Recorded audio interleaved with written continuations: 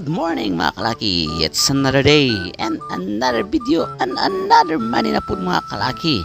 Ang gibuhat sa itong mekaniko mga kalaki, nag-replace siya sa engine block sa motor sa atong kalaki nga customer diri sa tindahan sa Lucky 18 General Merchandise and Auto Supply nga himutang sa Salvador Extension, Labangon, Cebu City.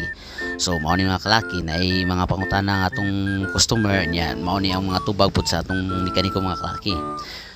Unsa daw mahitabo kung maguba ang engine block? So overheat siya, kung dunay crack o damage, mahimong mag-leak ang oil o coolant o dili ma-regulate ang init. Tapos mag-loss of power.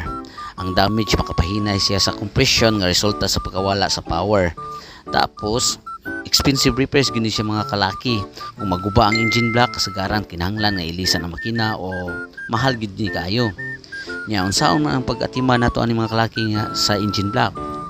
Regular change oil mao na importante. Tapos i-check ang cooling system.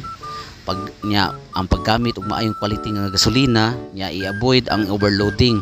Ang sobra nga load makapahinay og makadaot sa makina mga kalaki. Tapos regular maintenance, siguro ang ipa-check ang makina sa professional nga mekaniko.